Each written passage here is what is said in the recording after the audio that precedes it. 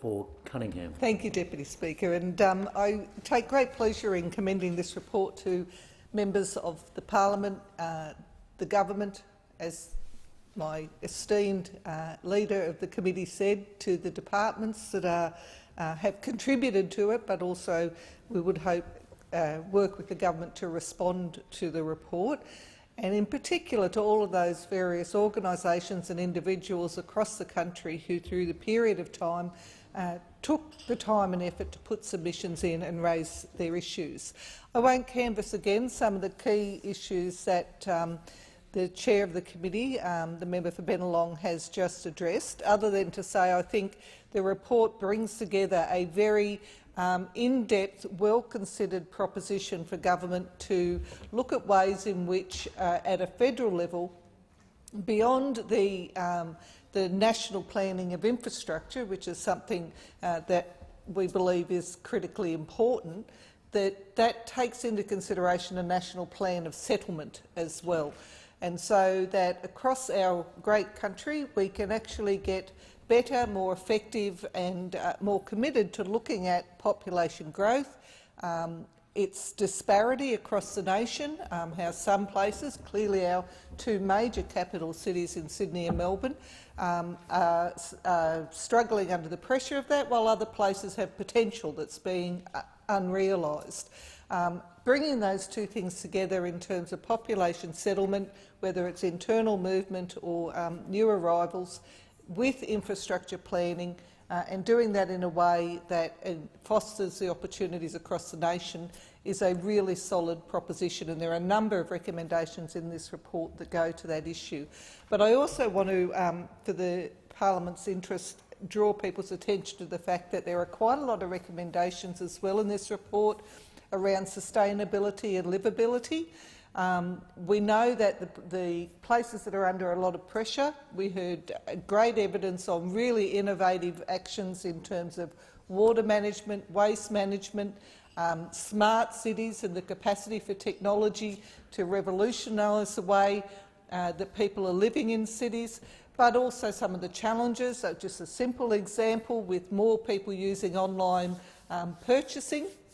we heard about the challenges that creates for small courier-based companies trying to move around our cities because people expect things to be delivered to their front door, but also the broader freight challenge and the impact that's having on our cities. I think the power of the report is the fact that it looked across capital cities, so obviously the challenges that they are facing. It looked across our regional areas, and it also looked at our regional cities. And that's a space, I think, maybe I'm biased coming from Wollongong with my own perspective, but I think the capacity of regional cities,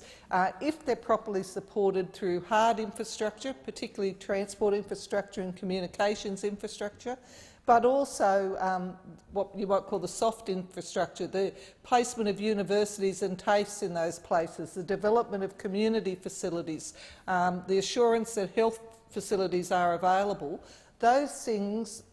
allow the potential of those regions to be realised. And so beyond just governments looking at decentralising jobs, they're actually set up to really get private sector interested in investing into those regional capitals. And we heard some great evidence of where that's happening.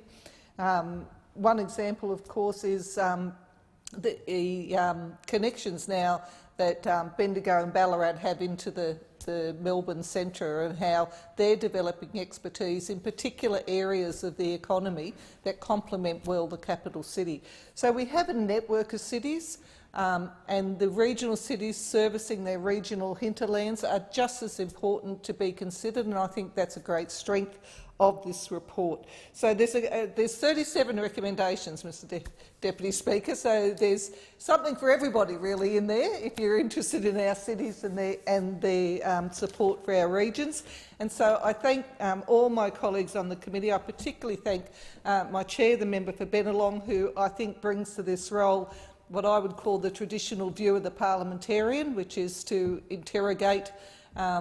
the evidence and to let it stand on its own 2 feet and to reach evidence-based bipartisan outcome, I think, is a great commendation to his leadership, but also all the members of the committee who I had great pleasure working with. It was a really good group of people. And I also want to acknowledge, because it's a big report, it was a lot of work, Lynn Ducker, Bill Pender and Samantha Leahy, who were from the committee doing an enormous amount of work, and we could be a bit troublesome at times as a committee, so they persevered with cheerful positivity through our more